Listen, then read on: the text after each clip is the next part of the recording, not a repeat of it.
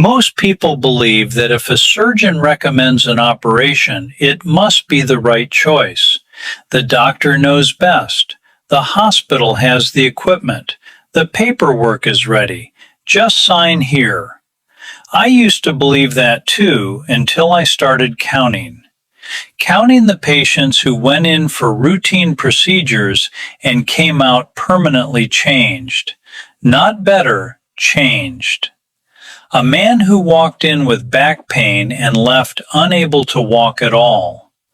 A woman who survived open heart surgery but lost 6 months of her life to complications nobody warned her about. Here's what nobody tells you. The older your body is, the harder it fights just to survive an operation, not the disease, the operation itself. My name is Dr. Mandel, and today I'm going to tell you the truth about 5 surgeries that carry serious hidden risks for people over 60. Before we get into it, one quick thing, because it matters for everything that follows. If you're over 60, or you can feel 60 coming, and what you really want is to live longer, stronger, and healthier, with the independence to make your own choices for years to come, then give me 10 seconds. I took everything I tell my own patients and put it into one simple plan. It has already helped thousands of people live their best life after 60. The link is right there on your screen. You don't need to write anything down. Just take a look once we're done here. And if today's video helps you, do me one small favor. Subscribe, give it a like, and leave a comment. It helps me get this in front of more people who need to hear it. All right, let me ask you something. If you take a brand new car and a car with 200,000 miles on it, and you put them both through the same stress test, do you expect the same result? Of course not. And yet for decades, medicine treated a 70-year-old body the same way it treated a 40-year-old one. Same surgical protocols, same recovery expectations, same timelines. That's starting to change, but not fast enough. Here's what happens inside an older body when it goes under general anesthesia. The heart has to work harder. The lungs take longer to clear the anesthetic. The kidneys slow down processing medications. And the brain, this is the one that surprises people. The brain becomes temporarily disoriented in ways that can last weeks or even months. Doctors have a name for it, post-operative cognitive dysfunction. And in patients over 70, it happens far more often than anyone admits. Now, I want to be absolutely clear about something. Age alone is not a reason to avoid surgery. I have operated on 80-year-olds who bounce back faster than some 50-year-olds. Age is just a number, but frailty is not. Frailty is a medical term. It means the body's reserve has dropped below a critical threshold. Roughly 40% of people over 75 show signs of frailty. That number jumps to nearly 60% over 85. So here's the real question. It's not whether someone can survive the operation, it's whether they can survive the recovery. Those are two very different things. And that distinction is going to matter a great deal right now. Surgery number 1, open heart surgery in frail patients. Coronary artery bypass grafting, CABG we call it, is one of the most common major surgeries performed on older adults. The idea is simple. Your arteries are blocked, we reroute the blood flow, and for the right patient, it works beautifully. But here's what the brochure doesn't show you. Open heart surgery requires stopping your heart completely. We put you on a bypass machine, a device that does the work of your heart and lungs while we operate. For a 60-year-old in good shape, that's manageable. For a 78-year-old with kidney disease, mild diabetes, and cognitive decline, that bypass machine is a serious assault on every organ in the body simultaneously. Studies show that in frail elderly patients, open heart surgery carries a 30 to 40% risk of major complications: stroke, kidney failure, prolonged confusion, extended time on a ventilator. And here's something that stops people cold. Up to 15% of high-risk elderly patients do not survive the first 30 days after this surgery. So, what's the alternative? In many cases today, there is one. It's called TAVR, transcatheter aortic valve implantation, a catheter-based procedure that never requires stopping the heart or opening the chest. Less dramatic than surgery, but far kinder to a body that needs kindness, not a battle.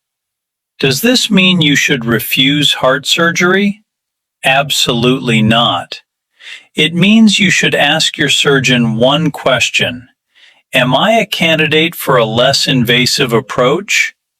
That question alone could change everything. Surgery number 2, aggressive spinal surgery. Back pain in your 60s and 70s is almost universal. I don't know a single patient over 70 who hasn't mentioned their back. And the solution that gets offered more and more often is spinal surgery. Fusions, multi-level decompressions, hardware inserted up and down the spine.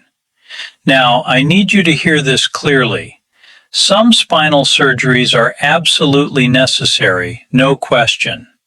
A spinal cord being actively compressed, causing loss of bladder control or paralysis, needs surgical intervention immediately. But elective spinal fusion for chronic back pain in an elderly patient, the evidence is genuinely troubling. A major study published in the journal Spine found that in patients over 65, complex spinal fusion had a complication rate exceeding 40%. 40%. And the most common complications weren't minor: blood clots, infections, hardware failure, and something called adjacent segment disease, where the vertebrae above and below the fusion start breaking down because the mechanics of the spine have been permanently altered. The hardware holds one section rigid and the rest absorbs the price. And here's what frustrates me most: the pain relief. Studies show that for many elderly patients with degenerative spine disease, aggressive surgery provides no better long-term pain relief than physical therapy and targeted injections. No better, but with dramatically higher risk. I had a colleague, a brilliant spine surgeon, who once said to me, "Sometimes the best operation is the one you don't do." I think about that a lot. Have you ever been told surgery was your only option for back pain? Write that in the comments. I want to know how many of you have heard those exact words. Surgery number 3, major cancer resections. This one is the hardest to talk about because when someone hears the word cancer, the instinct is immediate and powerful. Cut it out, remove it, get rid of it. And I understand that completely. I would feel the same way.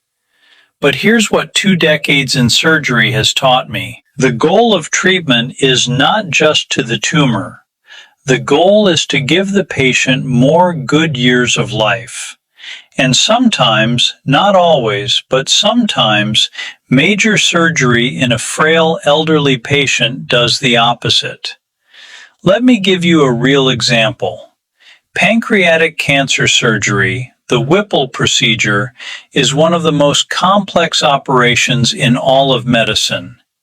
We remove the head of the pancreas, part of the small intestine, the gallbladder, part of the bile duct. The surgery itself takes 6 to 10 hours. In younger, healthy patients, it can be life-saving. In an 80-year-old with heart disease and reduced kidney function, the surgery may technically succeed. The tumor is gone, and the patient still passes away within weeks from surgical complications, not from cancer, from the operation. This is called futile surgery, and it is more common than anyone wants to admit. A landmark study from the American College of Surgeons found that nearly 1 in 5 elderly cancer patients who underwent resection experienced failure to rescue, meaning a complication occurred that the weakened body simply could not survive. So, what's the conversation worth having? Ask your oncologist this question, and ask it directly. If we don't operate, what does watchful waiting, radiation, or targeted therapy look like for someone my age and health status? That question opens a door many patients never even knew existed. And sometimes, the answer behind that door is genuinely better. Surgery number 4. Elective joint replacement in severely ill patients. Hip and knee replacements are among the most successful surgeries ever developed. I say that without reservation. For the right patient, a new hip genuinely transforms quality of life. People go from barely walking to playing with their grandchildren. It's remarkable. But here is where it gets complicated for older adults. The word elective means the surgery is planned, not an emergency. You have time to think, you have time to prepare, and crucially, time to ask whether this is the right moment for your specific body. Because here's what the statistics show. In patients over 75 with 3 or more serious health conditions, heart disease, diabetes, chronic kidney disease, obesity, elective joint replacement carries a significantly elevated risk of perioperative complications. Blood clots are the biggest danger. Deep vein thrombosis, clots forming in the legs, can travel to the lungs and become life-threatening pulmonary embolisms. In elderly patients with reduced circulation, this risk is substantially higher than in younger patients. Add postoperative pneumonia from lying still too long. Add hospital-acquired infections, and the picture becomes much more complex. I want to be precise here because I don't want to frighten anyone away from a surgery that might genuinely help them. The question is not, should I ever have a joint replacement? The question is my body in the best possible condition right now? Optimizing blood pressure, blood sugar, weight, and cardiovascular health before elective surgery can reduce complication rates dramatically. Some hospitals now require a formal prehabilitation program before they'll schedule these operations for high-risk elderly patients. And that is exactly the right approach. Has your doctor ever discussed prehabilitation with you before a planned surgery? Most people have never even heard that word, and they absolutely should. Surgery number 5. Emergency abdominal surgery. Now, I need to pause here for a moment because this one is different from the others.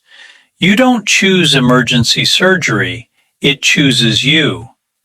A perforated bowel, a ruptured appendix, internal bleeding. These situations don't wait for a calm conversation in an office. But here's why it belongs on this list. Knowing the risks in advance, before the emergency happens, changes how families make decisions in those terrifying moments. Emergency abdominal surgery in patients over 75 carries some of the highest mortality rates in all of surgery. We're talking 30 to 50% in the most severe cases. Not because surgeons are unskilled, but because an elderly body under sudden trauma is fighting on too many fronts at once.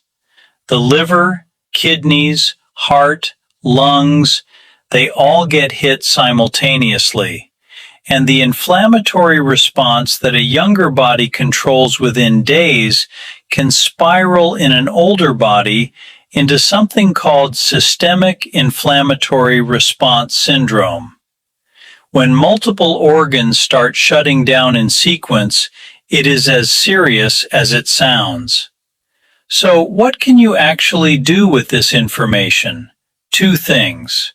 First, do not ignore abdominal symptoms. Persistent pain, bloating, changes in bowel habits in someone over 60 deserve prompt medical attention.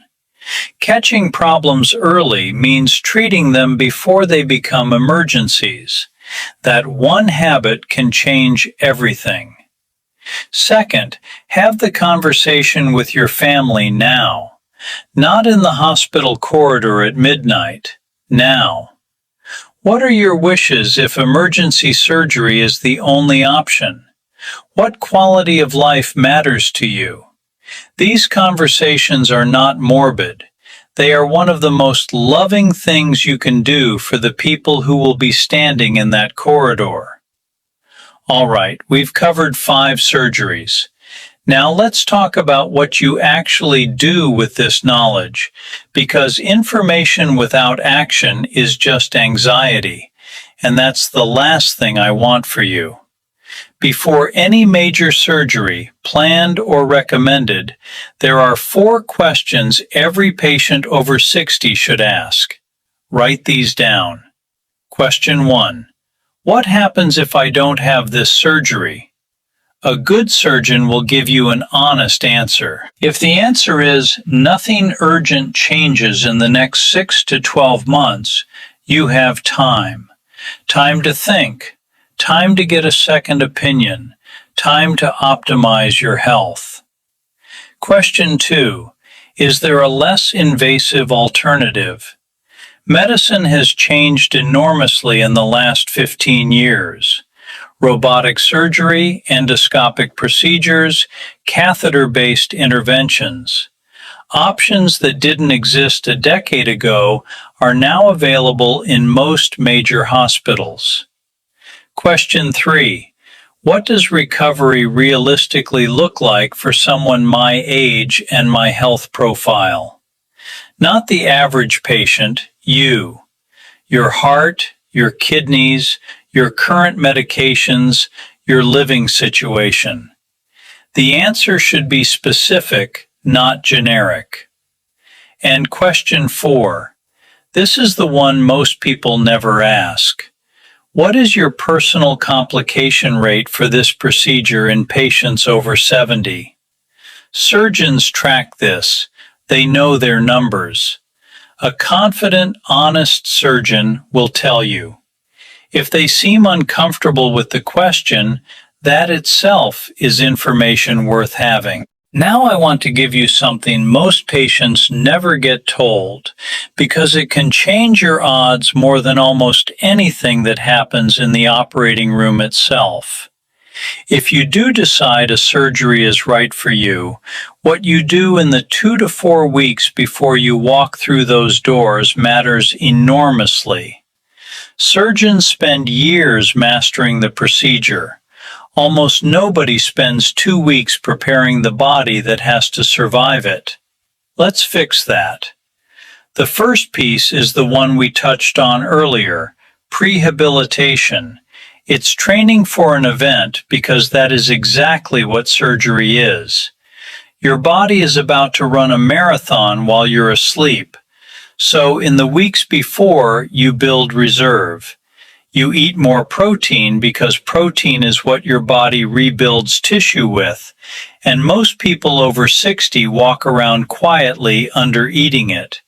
You walk every single day, even just around the block, because the stronger your legs and lungs are going in, the faster you're up and moving after. And getting up and moving is what prevents the blood clots and the pneumonia I talked about.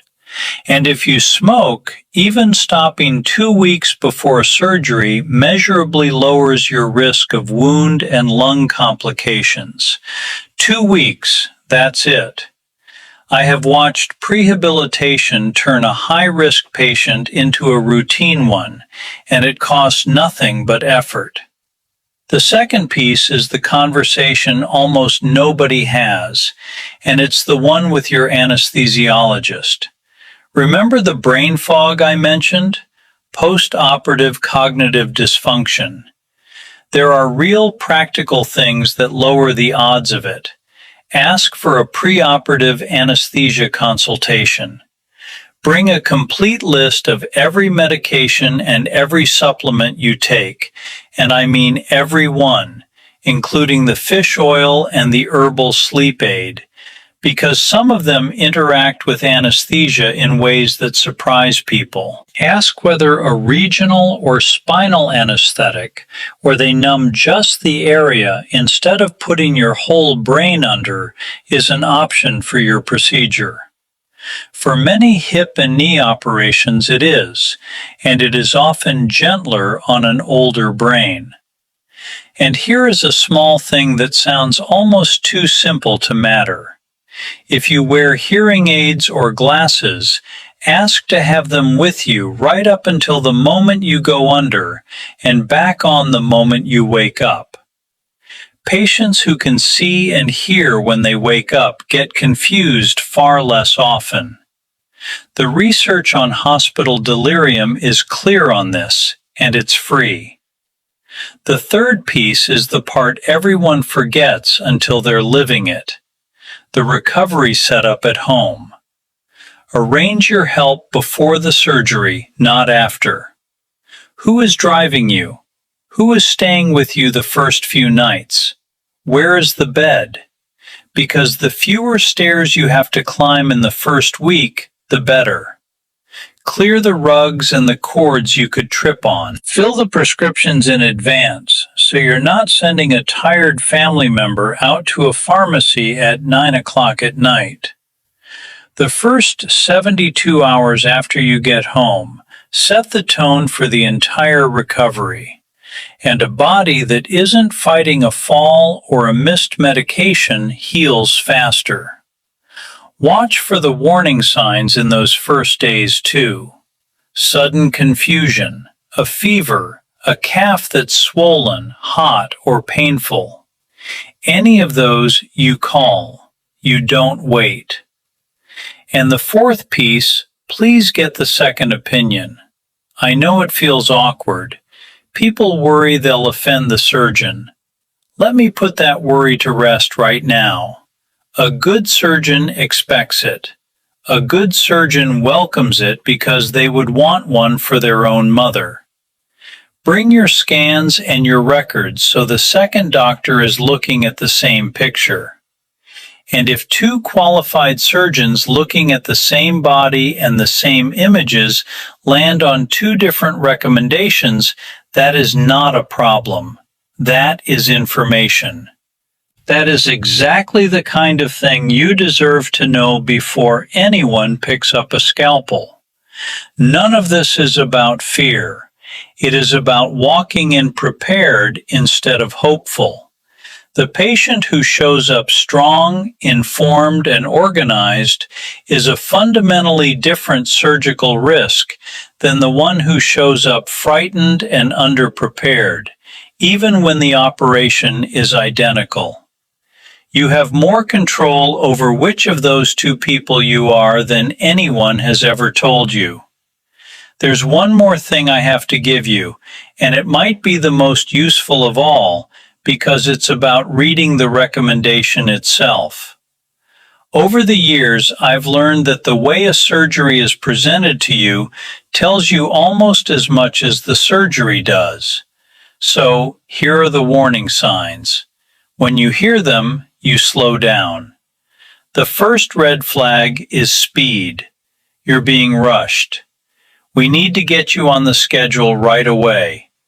Now, if you are bleeding internally, yes, fast is exactly right, and you should move. But for a planned elective operation, real urgency is rare, and a true professional knows that. If a knee that is hurt for 10 years suddenly has to be replaced this month, ask why this month. The pressure to decide quickly is almost never about your body. It's about a calendar. The second red flag is a single path. You walk out with exactly one option, surgery, and no mention of anything else. Remember, by the time you're 70, there is almost always more than one road. Medication, physical therapy, injections, watchful waiting, a less invasive version of the same procedure. If none of those even came up in the conversation, it isn't because they don't exist, it's because nobody put them on the table. The third red flag, and this is the one people miss completely, is that the do nothing for now option is never discussed. Doing nothing, or rather watching carefully and treating conservatively, is a legitimate medical choice, and for many conditions in older adults, it's the right one. If your surgeon can't or won't tell you what happens if you simply wait and monitor, you don't yet have enough information to consent to anything. The fourth red flag is how your questions land. You ask something hard. What is your complication rate? What are my alternatives? What happens if I wait? And instead of an answer, you get a brush off. A good surgeon does not get defensive when you ask the very questions they'd ask for their own family. If the questions make the room tense, pay attention to that tension. It's telling you something. And the fifth red flag is a recovery that gets glossed over. Oh, you'll be back on your feet in no time. That is not a recovery plan. That's a sales line. The honest version sounds different. It sounds like, here's week 1. Here's when you'll need help at home. Here's the part that's genuinely hard. Here's what we watch for. Specificity is a sign of respect. Vagueness, especially cheerful vagueness, is a sign that someone is managing your feelings instead of informing your decision. Now, I want to say something carefully here because it matters. None of this means your surgeon is a bad person. The overwhelming majority go into medicine to help, and they work brutally hard. But you also have to understand the system they operate inside. It is a system that is built around doing procedures, that rewards doing procedures, and that runs on 12-minute appointments where there is no time to walk through 5 alternatives.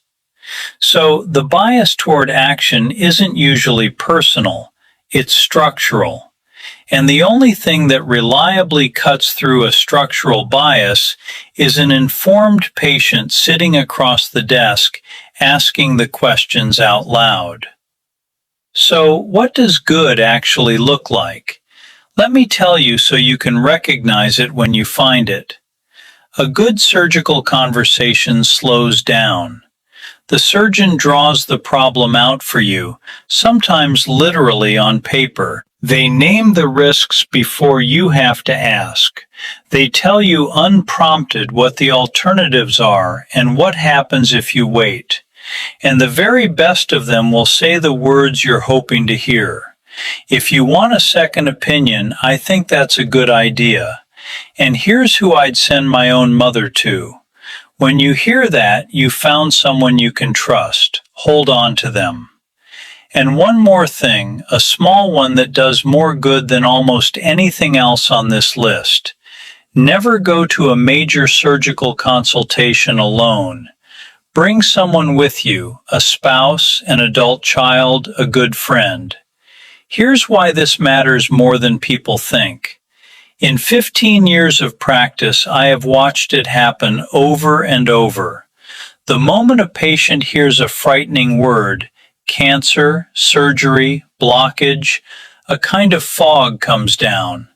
The mind goes to the worst place, and from that second on, they barely hear another word the doctor says. Afterward, in the car, they can't tell their family half of what was discussed. It has nothing to do with intelligence. It's simply what fear does to the human brain. So bring a second set of ears, someone calm, someone who isn't the one receiving the news, who can actually listen. Have them take notes or, with the doctor's permission, record the conversation on a phone so you can play it back at home when you're calm. And tell that person beforehand the questions you want asked. The 4 questions, the alternatives, the recovery, the complication rate, so that if fog comes down for you, they can ask on your behalf. A frightened patient and a clear-headed advocate make far better decisions together than either one makes alone. Don't walk into the biggest medical decision of your life by yourself when you don't have to. Before I get to the most important part of today, I want to leave you with something genuinely hopeful, because this is not a video about fear. It's about options, and those options have never been more powerful than they are right now. Minimally invasive surgery has transformed what's possible for elderly patients. Laparoscopic procedures, small incisions, camera-guided, dramatically reduce recovery time. Robotic-assisted surgery allows precision that human hands alone cannot achieve. And catheter-based cardiac interventions have opened doors for patients who would never have survived traditional surgery. Beyond surgery itself, and this is something I wish more patients heard, optimized medical management is genuinely powerful. The right combination of medications, supervised physical therapy, targeted injections, and nutritional support can manage many conditions that previously seemed to require a knife. The body wants to heal. Sometimes our job as surgeons is simply to get out of its way and give it the tools it needs. I want to tell you about a patient. I call him Gerald. 71 years old, retired engineer, sharp as a tack. He came to me after 3 different surgeons had recommended open heart surgery for a blocked coronary artery. 3 surgeons, 3 recommendations, same answer every time. Gerald wasn't afraid of surgery. He was afraid of losing himself.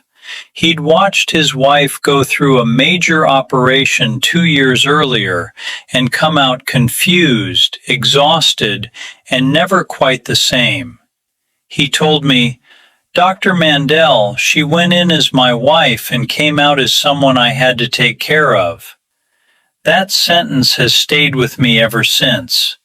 When I reviewed Gerald's full profile, his kidney function, his frailty score, his cognitive baseline, I sat down with him for 40 minutes, not 15, 40, and I told him the truth. Surgery was an option, but so was an aggressive medication protocol combined with cardiac rehabilitation. The data for his specific profile showed comparable 5-year outcomes between the 2 approaches. He chose the non-surgical path.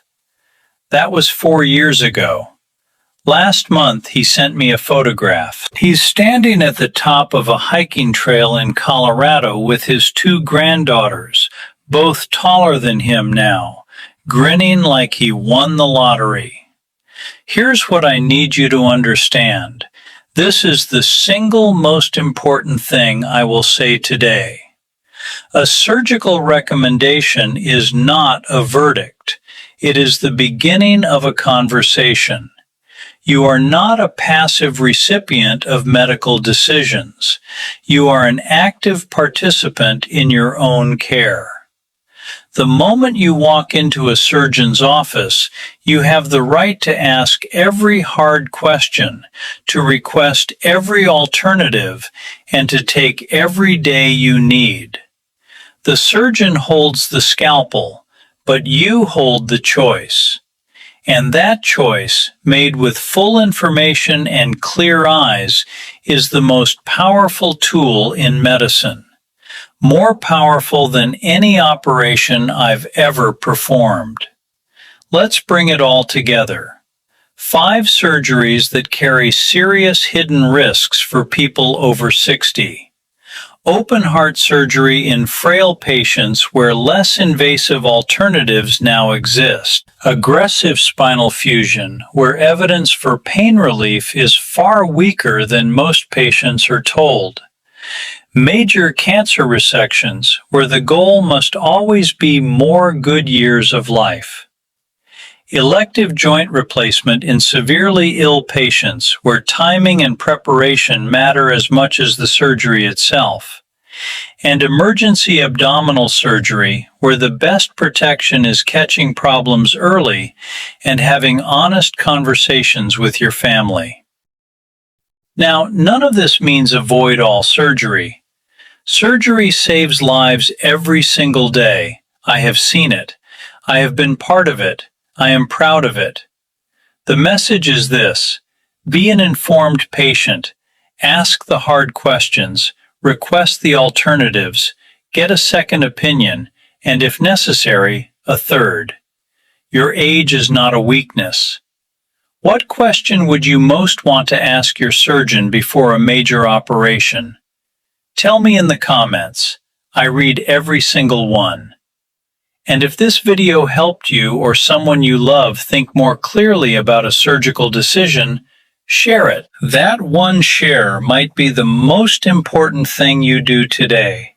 Take care of yourselves. Stay curious. Keep advocating for your own health. You deserve a surgeon who explains everything and a medical team that treats you as a partner.